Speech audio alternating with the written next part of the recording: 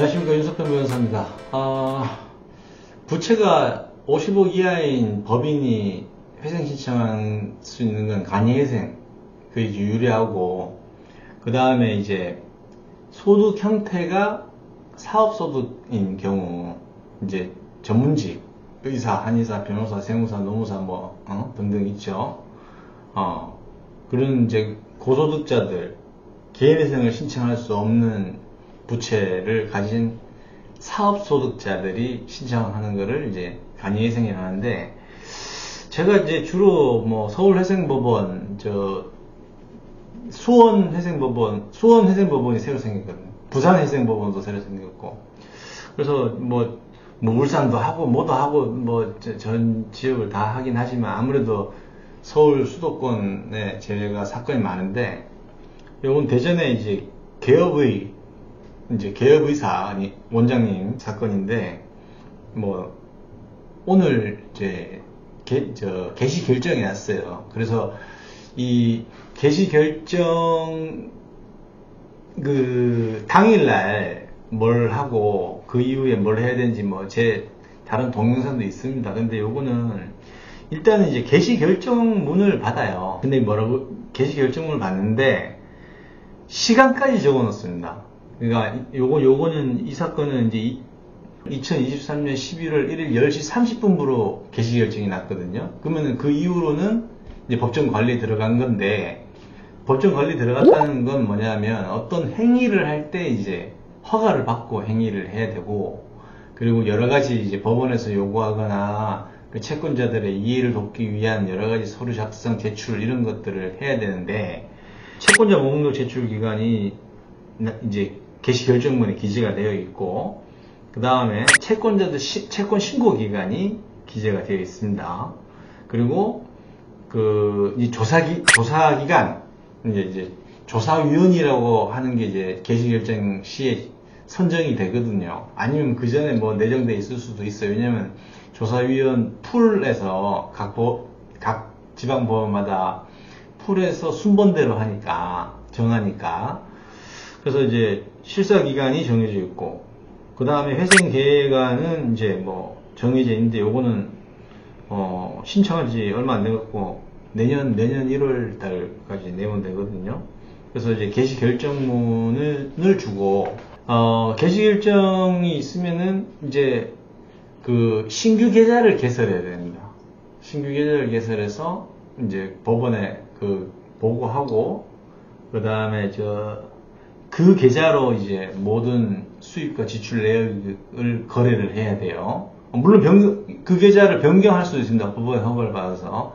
근데 이제 기존의 계좌는 지저분하게 거래 내역이 많잖아요. 그러니까 신규로 계좌를 개설하면 거래 내역이 없고 향후에만 있으니까, 말 그대로 법정 관리니까 돈 들고 나는 걸 법원이 확인하겠다, 이 뜻입니다. 그래서 신규 계좌를 개설해야 되고, 그런데 이제 간이회생 특히 개인인 경우에는 CRO라고 구조 담당 임원, 외부감사 같은 사람을 개인 간이회생에서는 이제 선임을 잘 안 합니다. 법인은 선임합니다. 근데 그거는 선임이 없고, 그 다음에 허가를 받아야 될 사항이 꽤 많아요.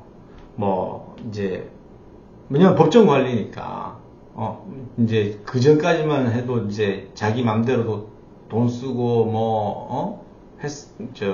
물건도 팔고 이랬을 수 있겠지만, 이제 처분하는 행위, 매각하는 행위, 그리고 시가 300만원 이상의 담보권 설정이라든지 임차권 설정 이런 것들, 그리고 300만원 이상의 재산을 양수받는 거, 돈 주고 사는 거, 그 다음에 300만원, 항목당 300만원 이상을 지출할 경우, 그런 경우는 다 허가받아야 되고, 300만원 이상 금원에 지출이 예상되는 증여, 매매, 교환, 소비대차 돈 빌리는 거, 그 다음에 임대차, 고용, 도급, 위임, 임치, 이런 것들, 의무부담 행위를 이제 법원에 허가받고 해야 됩니다.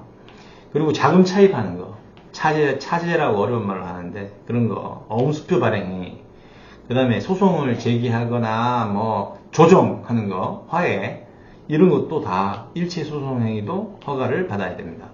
그 다음에 직원 보수 결정하거나 권리 포기, 그 다음에 담보권 이의 철회 뭐 이런 것들, 그 다음에 공익채권과 한치권의 승인, 공익채권은 수시로 변제하는 거예요. 한치권은 소유자가 다른 사람의 물건이나 뭐 재산, 그런 것들, 그거는 채무자 재산이 아니니까 돌려줘야 되잖아요. 이제 그런 것들에 대한 거 승인을 할 때, 그 다음에 근로자 해고하는 것도 허가받고 해야 되고, 그리고 뭐 여러 가지 뭐 영업 양수, 그 다음에 채무를 이렇게 변제를 수시 변제해야 되는 그런 것들 다 허가 받고 하면 됩니다. 근데 허가를 받는 거는 이제 우리 사건만 있는 게 아니니까 그 지출일을 예상 지출일을 판단해가지고 사전에 한 일주일 전쯤에는 내줘야 돼요. 그래야지 판사나 관리위원이 결제를 딱 해줄 때 3, 4일, 2, 3일, 뭐 3, 4일 걸리거든요. 그래야 이제 지출일날 차질 없이 비용 집행이 되는 겁니다. 그리고 이제 이거는 이제 해야 될 게 많은 게 뭐냐면, 개시결정 이후에는 이제 채권자 목록도 내야 되고, 보존처분 후에는 그 보존처분 재산 명세도 내야 되고, 그 다음에 돈 얼마 벌었고 얼마 썼고 이런 것들을 월간 보고서도 내야 되고, 그 다음에 허가서도 내야 되고, 그 다음에 이제 채권자들한테 이제 그 주요사항 통지를 하거든요. 주요사항 통지하는 거 이제 왜 해상 신청했냐 뭐 이런 것들, 그런 것들을 관리위원회에 보고해야 되고, 뭐 채권자들에게도 통지를 해줘야 됩니다. 방법은 뭐 메일로 보내든지 뭐 팩스로 보내든지 우편물로 보내든지 그런 것들은 이제 뭐 다 방법은 여러 가지가 있는데, 그것도 다 정리가 되어 있습니다. 이 대전지방법원은 보통은 자기네들 양식을 줍니다, 법원에. 그리고 제가 얘기했듯이 이 회생파산 업무는 그 각 법원마다 실무 운영 방식이 달라요. 그래서 가급적이면은 여러 법원에서 이제 회생파산 업무를 해본 변호사를 선임하는 게 유리합니다. 왜냐면 그거 아니까, 이제 실무 준칙이 있는 법원도 있고 없는 법원도 있지만, 그 이제 운영 방식을 아니까, 이제 거기에 맞춰가지고 차질 없이 진행을 할 수가 있는 거거든요. 그래서 이제 그것도 해야지. 그 다음에 이제 채권자 목록도 내야지. 채권자 신고 들어오면 그 채권이 맞냐 안 맞냐, 액수가 맞냐 안 맞냐, 있냐 없냐 이런 거 시부인표도 작성해서 내야지. 아까 말했듯이 주요사항 통지도 해야지. 회생계획안 제출해야지. 그 다음에 그 회생계획안이 이제 법원에 통과가 되면은 이제 채권자들 동의를 받아야 되니까 일일이 막 전화해가지고 동의서를 받아야 돼. 어려운 말로 동의서 진구라고 해요. 동의서를 이제 수령하는 행위를. 그러니까 동의서도 받아야 되지.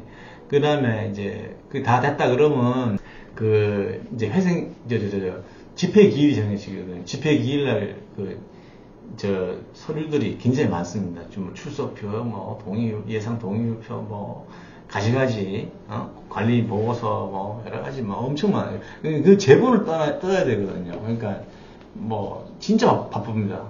의뢰인도 바쁘고 변호사도 바쁘고.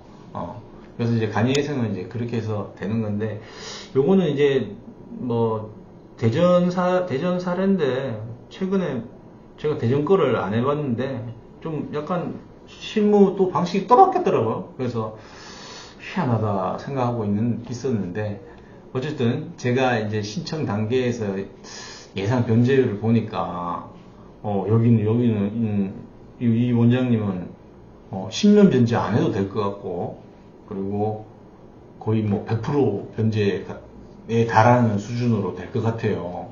그래서 무난하게 간이회생에 성공하지 않을까 싶습니다.